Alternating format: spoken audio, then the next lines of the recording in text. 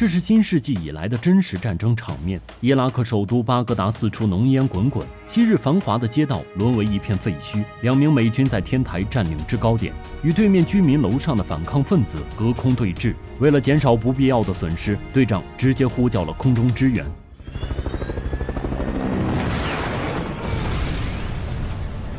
一声巨响过后，居民楼瞬间化为废墟。欣赏着这伟大的杰作，2名士兵在车上开怀畅谈。2003年，为了维持中东霸权，美国以一袋洗衣粉为由，声称萨达姆领导的伊拉克政府研究大规模杀伤性武器。他们绕开联合国安理会，公然向伊拉克发起战争。尽管这个理由美军自己人都难以信服，但作为装备精良的优势方，这场战争就是降维打击，战场也成了法外之地。清理完恐怖分子后，美军开着装甲车有说有笑，大摇大摆地开入萨达姆总统府。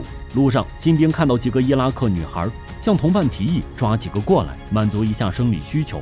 老兵警告他，这些小杂种身上可能绑满了炸弹，你最好离他们远点。进入萨达姆总统府后，美军仿佛来到了新家，他们在这里四处嬉笑玩闹，搜刮房间里值钱的东西，把这里翻了个底朝天，能换钱的东西通通带走。搜完东西后，他们惬意地躺在总统床上，戏谑地嘲讽着萨达姆的收藏品。攻占了萨达姆总统府后，指挥部下达了新命令，让士兵们前往未占领的城市巴古拜，抢修那里的水管来拉拢民心。不过此刻美军正在找乐子，可顾不得这些任务，他们就把命令抛在一边，争着和一具反抗分子的尸体合影，以作为日后炫耀的资本。这时经队长提醒，他们才想起有任务要执行。他们赶紧找来一辆水罐车，带上一箱抢来的伊拉克货币，便很快抵达了位于巴古拜城外的一处水站。因为战争，当地水源被切断，平民们已经断水好几天了，水站早已被围得水泄不通。他们愤怒地高举水桶，要求美军开闸放水，但美军哪会在乎他们的死活？为了压制这帮贱民，美军开始持枪威胁、恐吓，还杀鸡儆猴，殴打一名激进的抢水民众。在美军的暴力面前，平民只得知难而退。休整一夜后，小队前往一处水站接水，并遵照指示开往城内，打算用水讨好城内的平民。水罐车刚一抵达巴古拜城，就被一大批平民团团围住，他们高举水桶，争先恐后地要求美军分给他们水。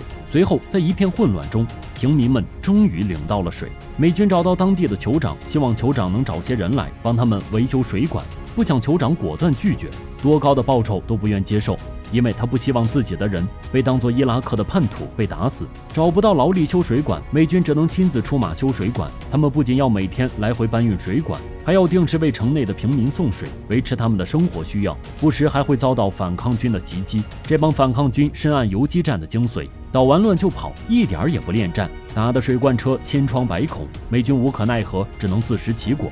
这天，小队照常往城内送水，城内潜藏的反抗组织突然发难，2声枪响吓得民众四散而逃，美军也赶紧寻找掩体躲避。随后，美军展开反击，双方激烈交火。一番乱战过后，2名妇女倒在了血泊中。一名美军冲锋过于鲁莽，结果被子弹一枪爆头，随后被乱枪打成了筛子。回到营地后，士兵们无精打采。今天的事让他们备受打击。堂堂美利坚的精锐部队，为何要顶着这帮杂种的子弹给这帮贱民们送水？士兵们越想越气，实在咽不下这口气，他们决定向上报告，请求杀光所有的反抗分子，为死去的兄弟报仇。然而这一要求被上级直接拒绝，上级要求他们先解决供水问题。队员们只能想办法继续修水管。他们找到附近的一所学校，以为孩子们供水为筹码，希望校长能找人帮他们修水管。起初，校长十分犹豫，因为他也不愿被当成叛徒，但考虑到孩子们还年幼，和美军合作，学校能得到保护，便答应了美军的要求。很快，几名维修工人来到水站，一番检查后，便开始修水管。小队原以为计划进展顺利，预计1星期就能完工，但几天后，小队等了一上午，却没有1名工人赶来维修。他们只得到学校打探情况。来到学校的操场，校长的妻子跪在地上连连痛哭，而在附近的一根旗杆上，校长已被烤得外焦里嫩，被倒挂在这根旗杆上。这时，队员们明白，校长已经被当成了叛徒，反抗组织在夜里拖走校长，实施了残酷的暴行。见此情形，小队束手无策，可现实就是如此残酷，谁都改变不了这一切。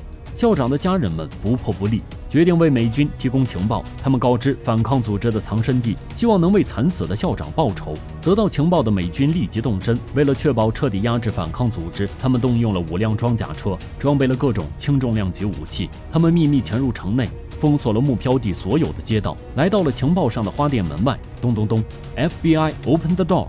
一名反抗组织成员打开门，一看是美军，直接与其扭打起来。美军立即向屋内火力压制，全然不顾逃难平民的安危。听到枪声，反抗分子纷纷拔枪反击。旅馆内，反抗分子被尽数全歼。就在这时，另一支反抗武装赶到，向美军装甲车发起突袭。不过，他们的武器比较落后，子弹被装甲车的钢板挡下。但反抗组织不肯善罢甘休，他们开始向装甲车的缝隙射击，令装甲车旁的美军应对不暇。直到一名士兵中弹后，美军决定先行撤离。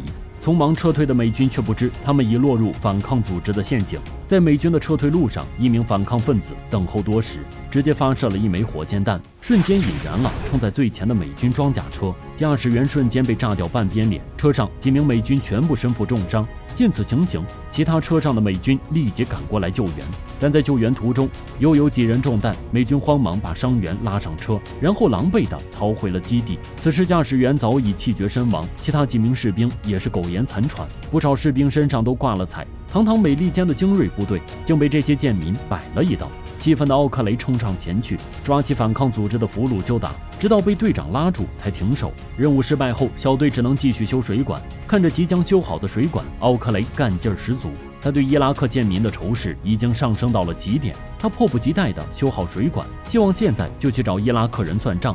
可他的想法过于天真了，他再也等不到这一天了。就在众人围在一起休息时，一名可疑的工人提着箱子，不声不响地朝水站走去，随之而来是一声巨响。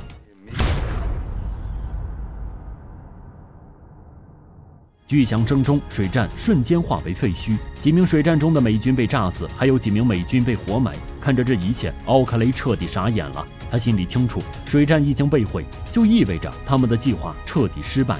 果然，此事不久后，奥克雷被上级调遣回国。尽管他极力声明他想留下来，但他必须遵从上级的指示。看着刚下飞机的新兵们奔赴前线，奥克雷想到了曾经的自己，刚来这片满目疮痍的土地时，他也想大展身手，有所作为。但最后却只能带着遗憾，茫然地踏上了回国的飞机。电影《沙堡》改编自一名参加过伊拉克战争的美军的口述，男主奥克雷就是士兵的原型。不过，因为是美国人拍的电影，很多场景并没有真实还原，甚至在影片中出现了很多军民一家亲的场面，这在真正的战争中是不可能的。不过，通过影片中的残垣断壁以及哀嚎遍地的平民，我们不难看出，这场以洗衣粉为由发起的战争给国家和民众带来了什么。美军自诩是维护和平的世界警察，做的却是恐怖分子的事。在伊拉克、叙利亚、阿富汗，他们烧杀抢掠、奸淫掳掠，给这些国家带来了深重的灾难。